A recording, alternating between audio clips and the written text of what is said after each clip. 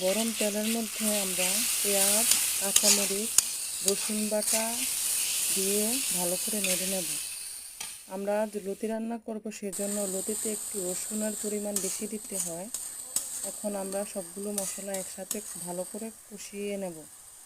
কষানো হয়ে গেলে তার মধ্যে আমরা একটু লবণ দিয়ে দেব। পরিমাণ মতো লবণ দেওয়া হয়ে গেলে একটু হলুদের গুঁড়ি দিয়ে দেব। তার সাথে দিয়ে দেব শুকনো মরিচের গুঁড়ি। এগুলো দেওয়া হলে একটু ভালো করে নেড়ে নেব। ভালো করে মিক্স করতে হবে। মিক্স করা হয়ে গেলে তার মধ্যে কয়েকটি মাছের টুকরা দিয়ে ভালো করে কষিয়ে নেব। ভালো করে একটু কষানো হলে তার মধ্যে আমরা কেটে রাখা লতিগুলো দিয়ে দেব। একটু ভালো করে কষিয়ে নিই। ভালো করে নাড়তে হবে।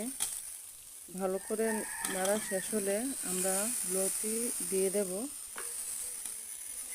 লতি দেওয়া হয়ে গেলে ভালো করে মশলার সাথে নেড়ে নেড়ে মিক্স করতে হবে। ভালো করে নাড়তে হবে যেন লতিগুলোর সাথে ভালো করে মিক্স মেশানো হলে আমরা এগুলো সিদ্ধ হতে কিছুক্ষণ রেখে দেব। কিছুক্ষণ পর কিছুটা সিদ্ধ হয়ে এসেছে। এখন আমরা আরেকটু ভালো করে নেড়ে নেব। ভালো করে নাড়তে হবে যাতে লেগে না যায়, সেজন্য ঘন ঘন নাড়তে হবে।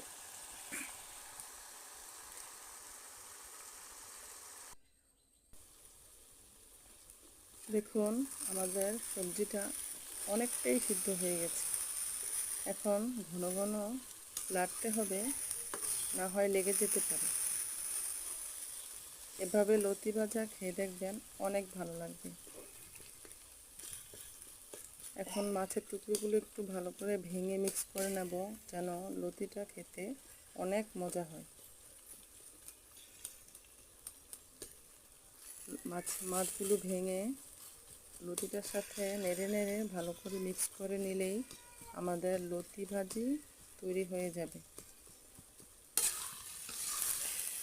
আপনারাও এইভাবে ট্রাই করবেন, দেখবেন ভালো লাগবে। এখন আমরা ভালোভাবে নাড়লেই এই তো আমাদের সবজি মোটামুটি রেডি। এখন এই ভাজিটা মোটামুটি কমপ্লিট।